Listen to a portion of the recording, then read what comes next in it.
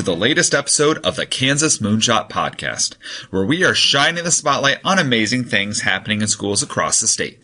Whether you're one of the Mercury, Gemini, or Apollo schools launching some amazing redesign plans, or a teacher trying to do something a little different, I want to share your story.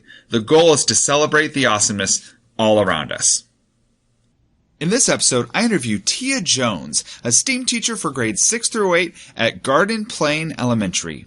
In this episode, we talk about overcoming teacher imposter syndrome and some tips to share out what you're doing in the classroom. Check it out. All right. Well, thank you for being with me on the show. I have with me Tia Jones. And first off, could you just tell a little bit about what school you're at, a little bit of your background, what you're doing in education right now?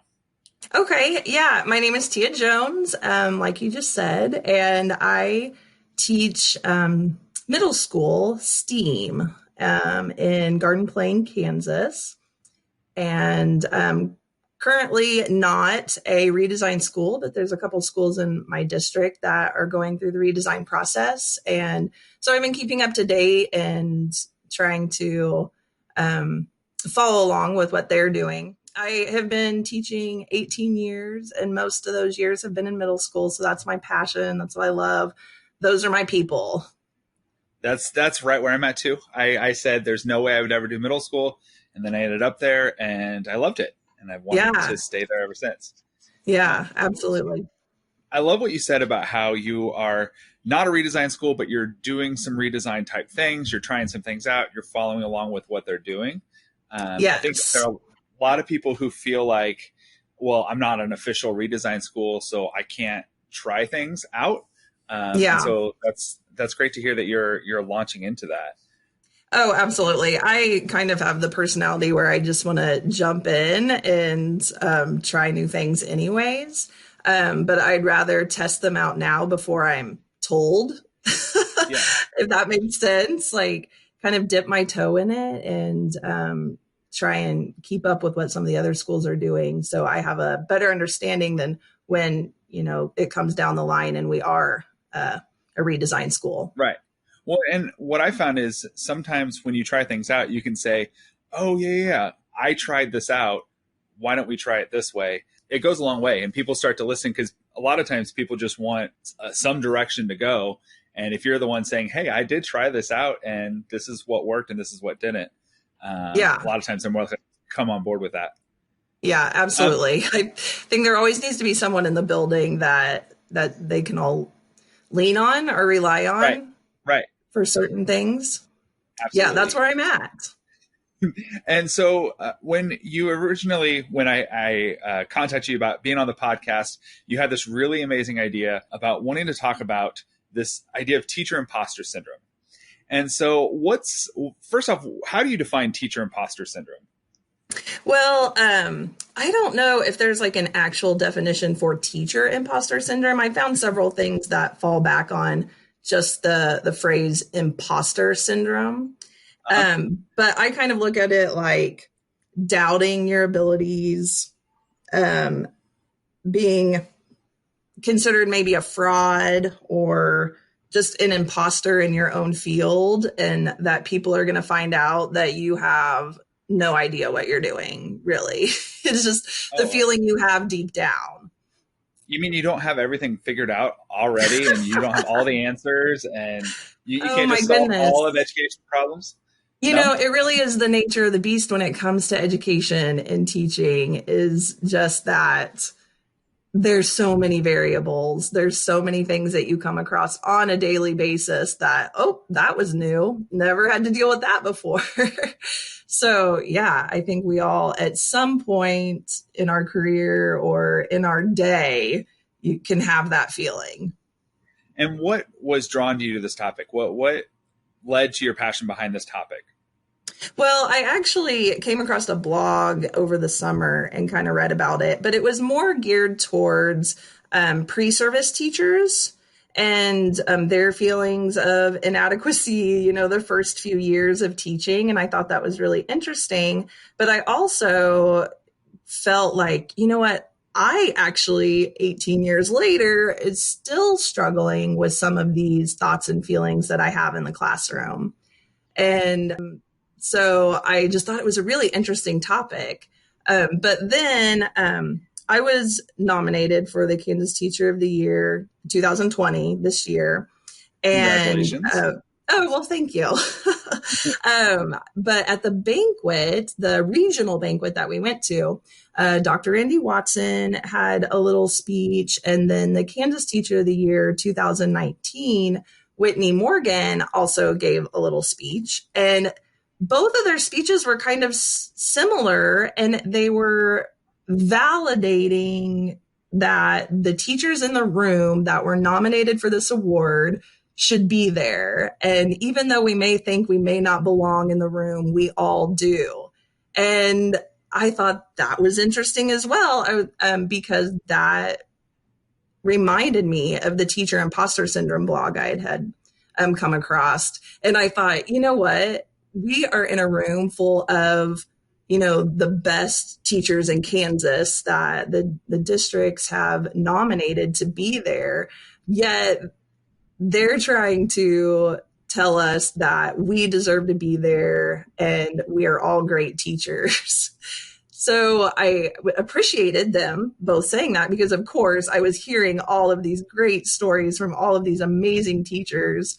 And I was thinking like, oh my gosh, like they're so much better at teaching and in education than I am. So I knew that if I'm struggling with these things, I know other teachers are struggling with these things. Well, and Pinterest and Twitter and Facebook can be really rough sometimes, because you see people's very best moments in the classroom displayed and you're like, oh my gosh, why did my classroom not look like that today?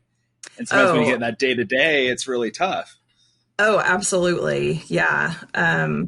I think it's very easy to compare the teacher down the hall even to what you're doing. And yes, of course, Pinterest, social media, those types of things. I mean, you're following, at least I, follow teachers all over the nation. And I'm like, oh my gosh, there's so much greatness going on in education and it's amazing. And it's hard not to compare. I think that teachers are humble in nature already. I kind of stereotype, teachers as, we do some really hard work, but it's really great work. And we don't, shout it from the rooftop enough, the amazing things that are going on in our classrooms, in our buildings, and in our districts. Well, there's always going to be someone who's going to be telling the story about what education is. And if teachers aren't the ones out there telling that story, someone else is going to tell it. And they may not have the positive interactions that you've experienced. And so getting that out there, I think, is a huge part of shaping what people think of education. Yes, absolutely. I completely agree with that. Like, we are in control of our own stories and the great things that are going on in our classrooms that have to be told.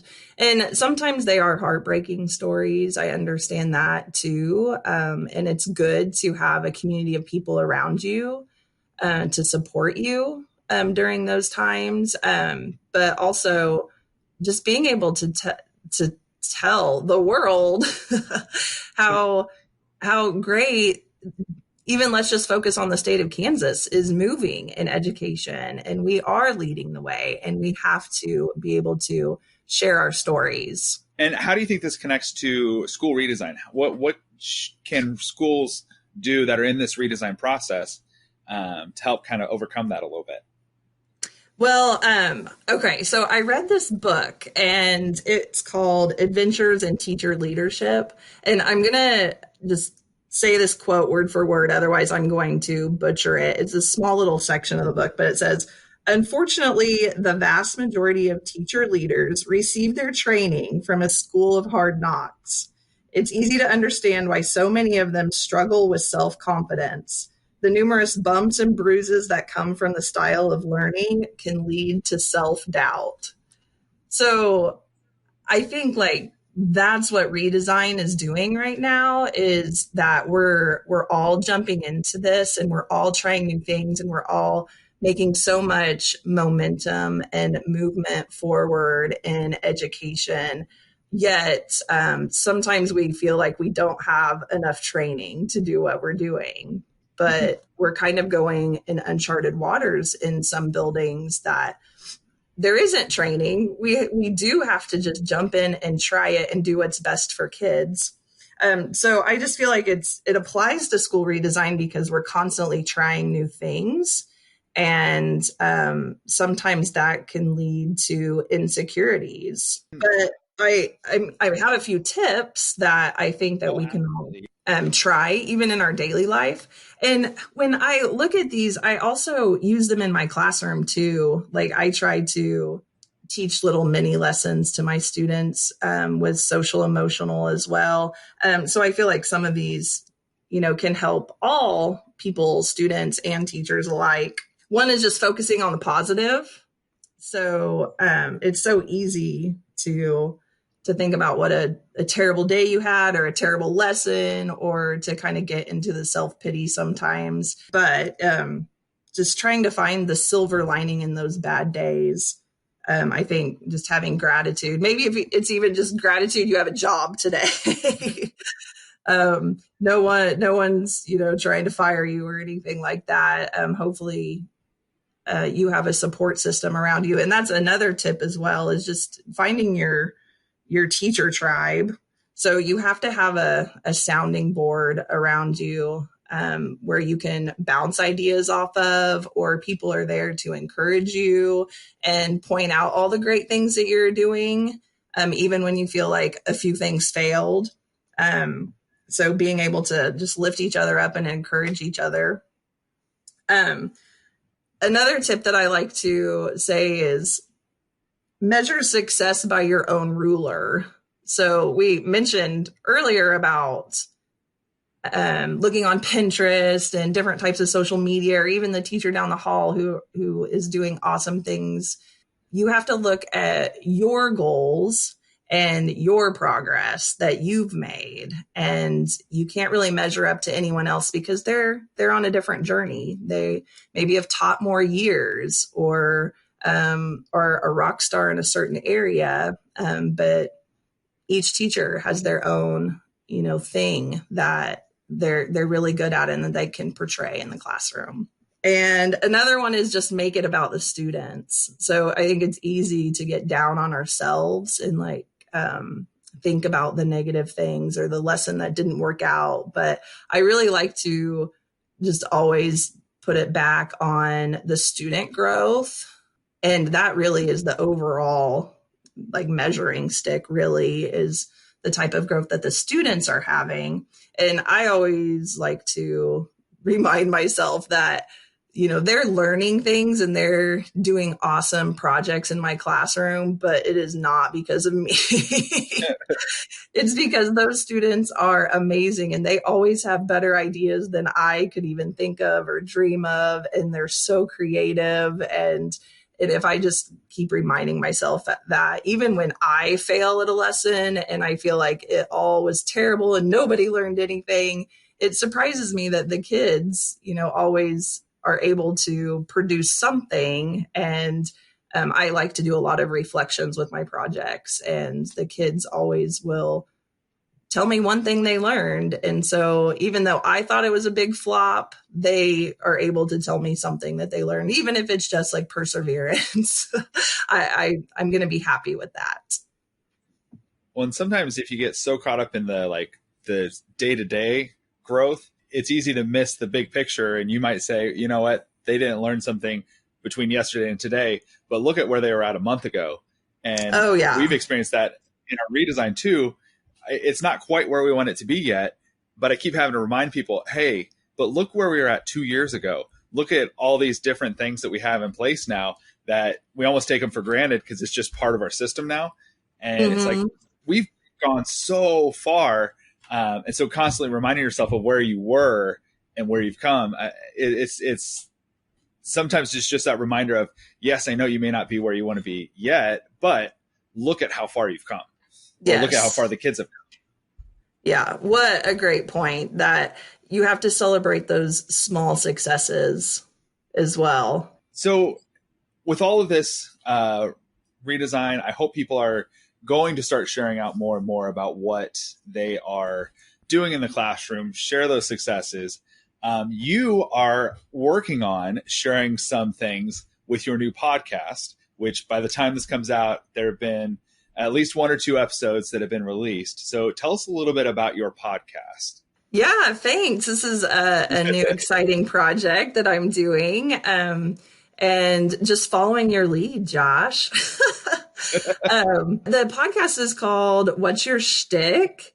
It's all about a teacher shtick. So the different talents and passions that teachers put into the classroom, and just individualizing what our talents are and using that in the classroom. So I totally believe that every teacher has their own thing that they're a rock star at. So every podcast, we just talk about some of those educational practices that we use, and highlight all the amazing things going on in education. Excellent. And I would highly encourage more people to start a podcast.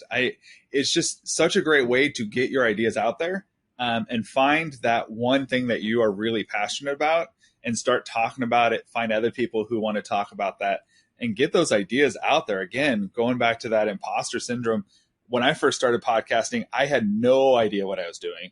And I just started recording, and, the first couple episodes weren't always exactly what I hoped they would be. I had one, so I recorded with the commissioner, and when I recorded it, after we were done, got off the app, and I went to save it, and it just started spinning and spinning spinning. And so I thought, I'm just going to let it sit. I'm going to come back to it in an hour, and hopefully it will work. I came back after an hour, and it was still spinning. I was like, oh my gosh, it took like a month to get this set up. Oh my gosh, I lost everything. And so I thought, okay, I'm going to exit out and just pray that it's still there when I log back in. And sure enough, it was there. Oh my goodness.